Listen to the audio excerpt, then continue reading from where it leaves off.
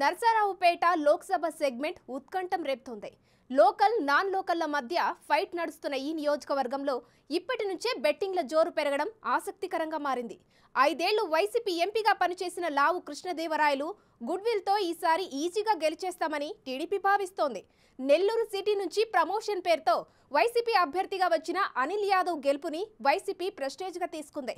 ఇద్దరు అన్ని విధాల బలమైన అభ్యర్థులే కావడంతో ఆయా పార్టీల శ్రేణులు అత్యుత్సాహంతో కాయ్ రాజా కాయ్ అంటూ బెట్టింగ్ పర్వానికి తెరలేపాయి.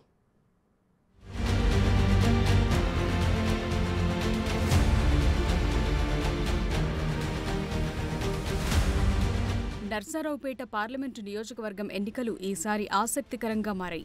ఎవరిది గెలుపు అన్న దానిపై బెట్టింగులు ఇప్పటి నుంచే జోరుగా సాగుతున్నాయి. టీడీపీ నుంచి పోటీలో ఉన్న సిట్టింగ్ వైసీపీ ఎంపీ లావు కృష్ణదేవరాయలు సడన్ గా టీడీపీ అభ్యర్థి అయ్యారు. 5 ఏళ్లు నియోజకవర్గానికి అందుబాటులో ఉంటూ ప్రజల్లో సానుకూలత పెంచుకున్న స్థానిక నేత ఆయన.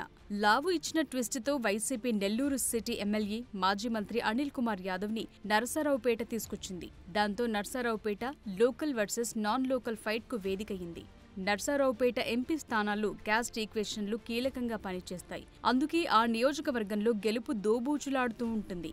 ఇప్పుడు అక్కడ కమ్మ బీసీ నేతల మధ్య కుల సమరం స్టార్ట్ అయింది.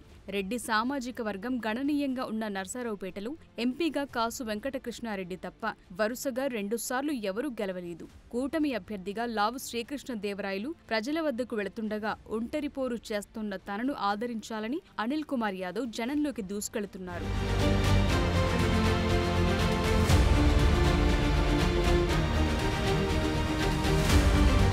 నర్సారావుపేట పార్లమెంటు నియోజకవర్గం పరిధిలో గురజాల, నర్సారావుపేట, పెదకూరపాడు, మాచర్ల, వినుకొండ, సత్తెనపల్లి, చిలకలూరిపేట అసెంబ్లీ సెగ్మెంట్లున్నాయి. అన్ని సెగ్మెంట్లలో 2 పార్టీలకు బలమైన అభ్యర్థులున్నారు. ఈ నియోజకవర్గం గత పరిస్థితులు చూస్తే ఇటు కమ్మ సామాజిక వర్గం నేతలు ఎంపీగా ఎన్నికైనా ఎక్కువసార్లు రెడ్డి సామాజిక వర్గానికి చెందిన నేతలే పార్లమెంటు సభ్యులయ్యారు.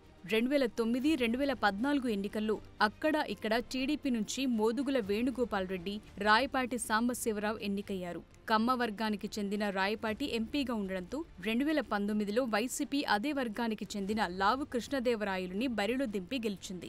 గతంలో నెల్లూరు నుంచి వచ్చిన నేదురుమిల్లి జనార్దన్ రెడ్డి, మేకపాటి రాజమోహన్ రెడ్డిలు కూడా ఇక్కడి నుంచి పార్లమెంటుకు ఎన్నికవడం విశేషం. కాసు కుటుంబీకుల హవా తగ్గిన తరువాత కాంగ్రెస్ నుంచి కొణిజేటి రోసయ్య కూడా ఇక్కడి నుంచి ఎంపీగా గెలిచారు. సెగ్మెంట్లో రెడ్డి సామాజిక వర్గంతో పాటు ఎస్సీ, ఎస్టీ, బీసీలు ఎక్కువగా ఉన్నారు. కమ్మ సామాజిక వర్గం ఓటర్లు చెప్పుకోదగ్గ స్థాయిలో లేకపోయినా కృష్ణదేవరాయలు 1,50,000 పైచిలకు మెజార్టీతో గెలుపొందటం విశేషం.